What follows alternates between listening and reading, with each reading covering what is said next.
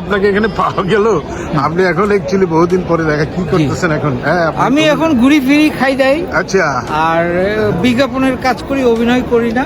না। আর হচ্ছে যে আমি সাংবাদিকতাকে খুব মিস করি। আহা। যেহেতু মানে আমার স্বপ্ন ছিল ছোটবেলায়, যে একটা স্বপ্ন ছিল যে আমি একসময় বিবিসিতে কাজ করব, সেই স্বপ্নটা আমার সফল মানে পূর্ণ হয়েছে।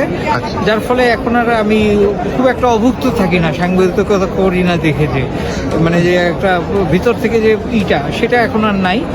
তবে আমি চেষ্টা করছি যে সামনে আমি আবার সাংবাদিকতায় ফিরে যাব। আপনি তো অনেকগুলি সেনাবাহিনীতে ছিলেন, আপনি আবার অভিনয়ে ছিলেন, আবার আপনি তার আগে সাংবাদিকতায় ছিলেন। Daily star. কোন জিনিসটা আপনি উপভোগ করেছেন বেশি? বিবিসির মতো জায়গা আপনি ছেড়ে আসছেন? না, আমি ডেইলি স্টার সবচেয়ে বেশি উপভোগ করেছি। হ্যাঁ, মানে মিস করেন বেশি সাংবাদিকতাটা, অন্যান্য অভিনয় পাশাচ্ছি। কিন্তু আপনাকে তো সবচেয়ে বেশি সেলিব্রিটি করেছে, পরিচিত করেছে অভিনয়।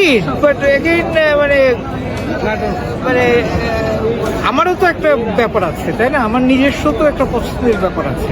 তো সেই পছন্দ থেকে আমি হয়তো মানে অভিনয়টাকে এখন আর পছন্দ করছি না। ফিউচারে কি আপনার প্ল্যান কি এখন? আমি তো একটা মাইল্ড স্ট্রোক থেকে মানে নতুন জীবন লাভ করলাম এই সম্প্রতি, এই মাসেই, গত মাসে হয়েছিল। এই মাসের 16 তারিখে আমি সিএমএইচ থেকে ছাড়া পেলাম। তো এখন আল্লাহ তাআলা আমার জন্য যা রাখছেন তাই করব।